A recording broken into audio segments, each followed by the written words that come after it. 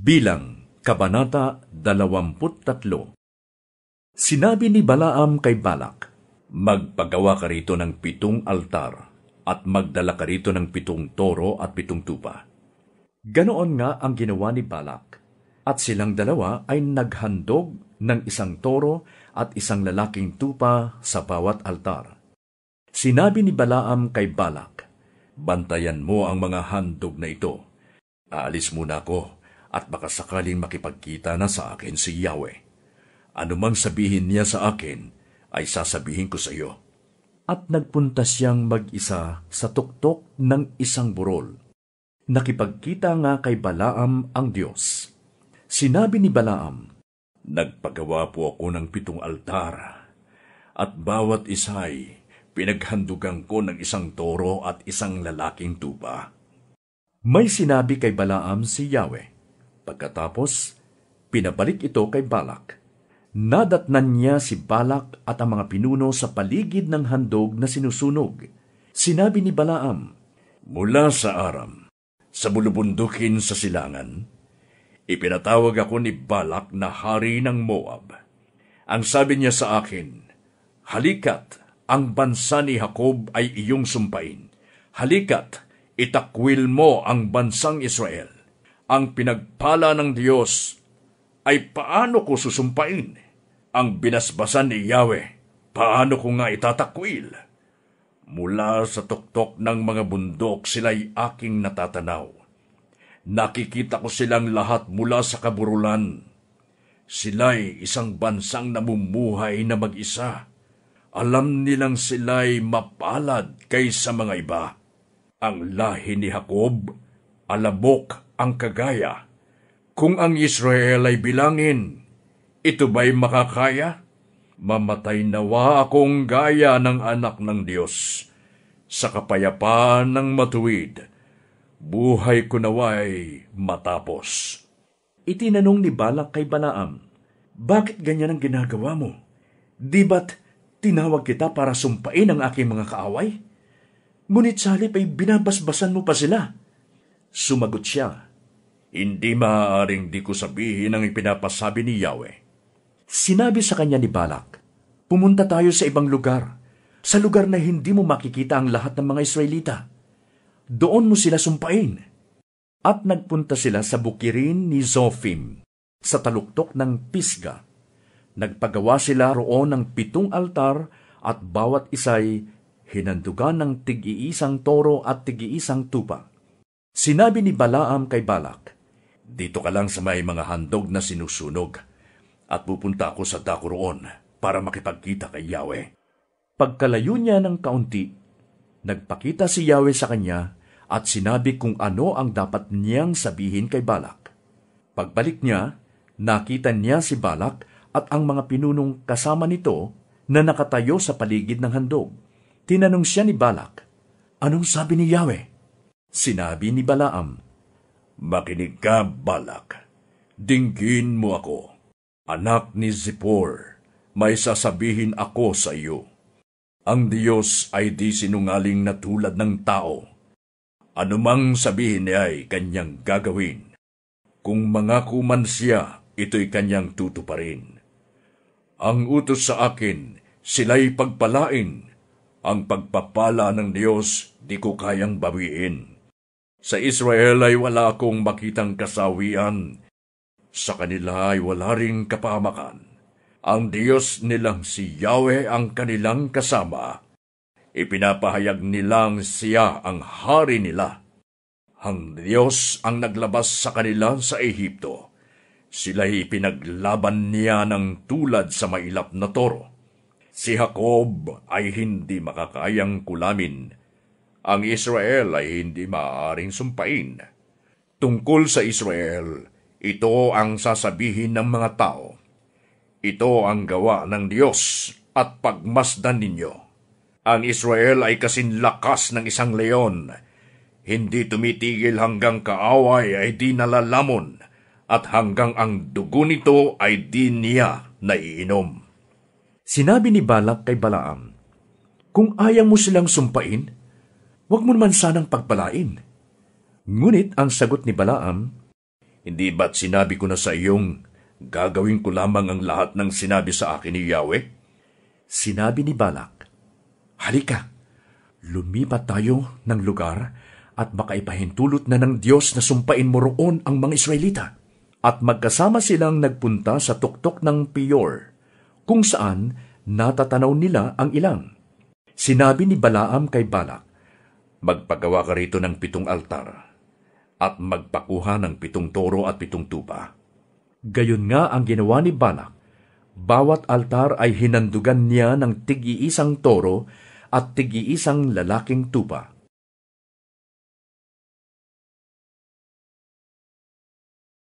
Bilang, Kabanata 24. Nang matiyak ni Balaam na talagang gusto ni Yahweh na basbasan niya ang Israel, hindi na siya humanap ng palatandaan tulad ng dati. Tumanaw siya sa ilang at nakita niya ang kampo ng Israel, sama-sama bawat lipi. Nilukuban siya ng Espiritu ng Diyos at siya'y nagsalita. Ang pahayag ni Balaam na anak ni Beor, ang pahayag ng taong may malinaw na paningin, ang pahayag ng nakikinig sa mga salita ng Diyos at nakakakita ng pangitain buhat sa makapangyarihan. Kahit nabulagta sa lupa, ngunit nanatiling malinaw ang paningin. Anong ganda, O Jacob, ng iyong mga tolda! Kay inam, O Israel, ng iyong mga tiraan. Wari napakalawak na libis, parang hardin sa tabi ng batis. Wari punong kahoy na mabango, itinanim ni Yahweh. Matataas na punong cedar sa tabi ng mga bukal. Ang tubig ay aapaw sa lahat niyang sisidlan. Kapangyarihan niya'y madarama sa lahat ng lugar. Ang hari niya ay magiging mas malakas kaysa kay Agag, at ang kanyang kaharian ay magiging napakalawak. Inilabas siya ng Diyos sa bansang Ehipto. Ang lakas na ginamit niya ay waring lakas ng toro. Kaaway niya ay lulupigin, pati buto'y dudurugin. Sa tulis ng kanyang pana, lahat sila'y tutuhugin. Siya'y parang leon sa kanyang higaan, walang mga hasgumambala sa kanyang pagkahimlay. Pagpalain nawa ang sayo ay nagpapala. Susumpain ang lahat ng sayo ay susumpa. Galit na galit si Balak kay Balaam. Nanggigil siya sa galit at kanyang sinabi, ipinatawag kita upang sumpain ang aking mga kaaway. Ngunit anong ginawa mo? 3 beses mo pa silang binasbasan? Mabuti pa'y umuwi ka na. Pararangalan sana kita, pero hinadlangan yon ni Yahweh. Sinabi ni Balaam kay Balak, sinabi ko na sa iyong mga sugo, na kahit ibigay mo sa akin ang lahat ng pilak at ginto sa iyong sambahayan, ay hindi ko gagawin ang hindi pinagagawa sa akin ni Yahweh. Sinabi ko rin sa kanila, na ang sasabihin lamang sa akin ni Yahweh ang siya kong sasabihin. Oo, uuwi ako. Ngunit sasabihin ko muna sa iyo kung ano ang gagawin sa inyo ng bayang ito balang araw. Muli siyang nagsalita. Ang pahayag ni Balaam na anak ni Beor, ang mensahe ng taong may malinaw na paningin, ang pahayag ng isang taong nakikinig sa salita ng Diyos, nang nakakaalam ng kalooban ng kataas-taasang Diyos, nang nakakakita ng pangitain buhat sa makapangyarihan. Kahit nabuwal sa lupay, malinaw pa rin ang aking paningin. Mayroon akong nakikita, ngunit hindi pa ngayon magaganap. Nakikita ko ngayon ang mangyayari sa hinaharap.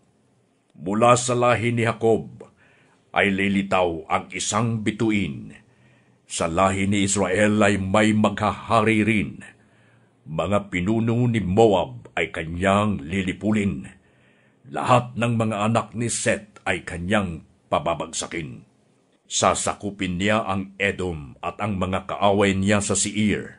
Samantalay patuloy na magwawagi ang bansang Israel.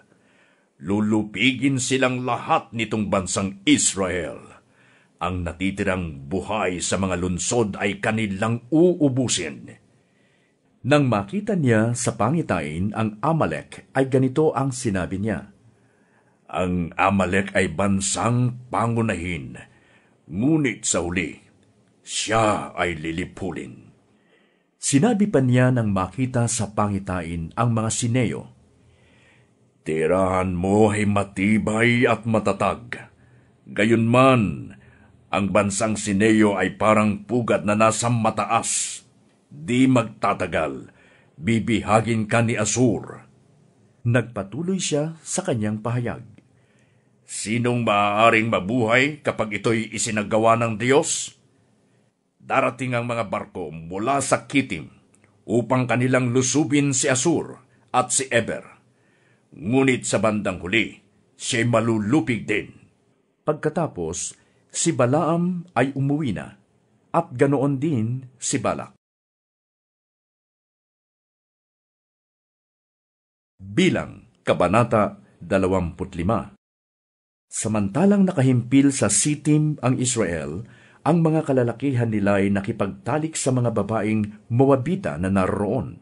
Inanyayahan sila ng mga ito sa paghahandog nila sa mga Diyos-Diyosan.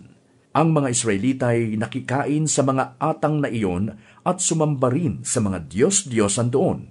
Sumali sa pagsamba kay Baal Peor ang mga Israelita, kaya nagalit sa kanila si Yahweh. Sinabi niya kay Moises, "Tipunin mo ang mga pinuno ng Israel at patayin mo sila sa harap ng madla para mapawi ang galit ko sa Israel." Iniutos ni Moises sa mga hukom ng Israel, "Patayin ninyo ang lahat ng kasamahan ninyong sumamba kay Baal Peor." Samantalang si Moises at ang buong bayan ay nananangis sa harap ng toldang tipanan, dumating ang isang Israelita. May kasama itong Midianita at hayagang ipinasok sa kanyang tolda. Nang makita ito ni Phinehas na anak ni Eleazar at apo ni Aaron, umuwi siya at kumuha ng sibat. Sinundan niya sa tolda ang Israelitang may kasamang Midianita at tinuhog silang dalawa ng sibat. Dahil dito, tumigil ang salot na sumasalanta sa Israel. Gayunman, 24,000 na ang namatay sa salot na iyon. Sinabi ni Yahweh kay Moises, "Dahil sa ginawa ni Phinehas, pinahalagahan niya ang aking karangalan, kaya hindi ko nilipol ang mga Israelita dahil sa aking galit. Sabihin mo sa kanyang, ako'y gumagawa ng isang kasunduan sa kanya. Ipinapangako kong hindi ko siya pababayaan kailanman. Mananatili ang walang katapusang pagkapari sa kanya at sa kanyang angkan, sapagkat ipinagtanggol niya ang aking karangalan at ginawa niya ang pagtubos sa kasalanan ng sambayanang Israel." Ang Israelitang nagsama ng Midianita at napatay ni Phinehas ay si Zimri na anak ni Salu at isa sa mga pinuno ng angkan sa lipi ni Simeon.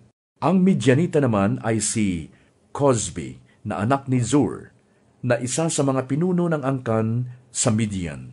Sinabi ni Yahweh kay Moises, "Salakayin ninyo ang mga Midianita at puksain sila, dahil sa kasamaang ginawa nila sa inyo nang akitin nila kayong sumamba sa mga Diyos-Diyosan sa Peor, at sa ginawa ng kababayan nilang si Cozbi na pinatay ni Phinehas noong sinasalanta kayo ng salot sa Peor."